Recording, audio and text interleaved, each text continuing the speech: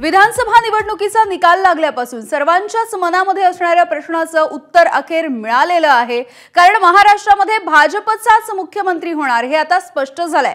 मुख्यमंत्री पदाबाबत मोदी आणि शहा जो काही निर्णय घेतील तो शिवसेनेला मान्य असेल असं एकनाथ शिंदे यांनी आज पत्रकार परिषद घेऊन जाहीर केलंय।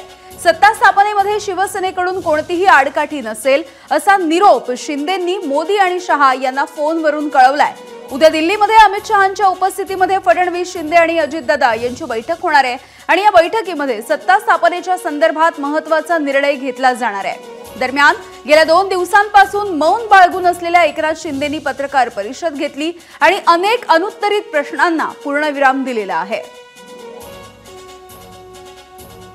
कुठलीही कोंडी आणि कुठलेही काही राहू नये म्हणून मी आज तुम्हाला बोलवलंय आणि भारतीय जनता पक्ष वरिष्ठ नेतृत्व जो निर्णय घेतील मुख्यमंत्री बनवण्यासाठी, भारतीय जनता पक्षाचा महायुतीचा जो निर्णय मुख्यमंत्री बनवण्याचा घेतील त्याला पूर्णपणे शिवसेनेचं समर्थन आहे, शिवसेनेचा पूर्ण पाठिंबा आहे। आदरणीय प्रधानमंत्री मोदी साहेबांना मी फोन केला होता। मी त्यांना फोन करून सांगितलं की सरकार बनवताना तुम्हाला निर्णय घेताना कुठलं काही असं अडचणीचं आहे किंवा अडचण आहे माझ्यामुळे किंवा आणखी कुणामुळे हे कधी मनात आणू नका। निर्णय घेताना कुठलंही काही असं वाटू नका की माझी अडचण आहे का, एकनाथ शिंदे काय अडचण आहे का, बिलकुल नाही। त्यामुळे मी काल मोदी साहेबांनाही फोन केला, अमित शहा साहेबांनाही फोन केला। माझ्या भावना त्यांना मी सांगितल्या की सरकार बनवताना माझा कुठलाही अडसर मनामध्ये ठेवू नका।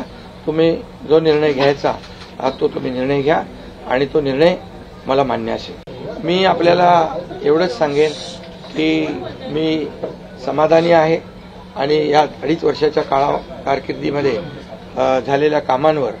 आणि मग आता तुम्ही काय सांगत होते, कुठे गेले, कुठे बसले, हे प्रश्न तुम्ही नंतर विचारा। तुम्ही कुठे बसले, कुठे थांबले, कुठे म्हणजे काय नाराज झाले।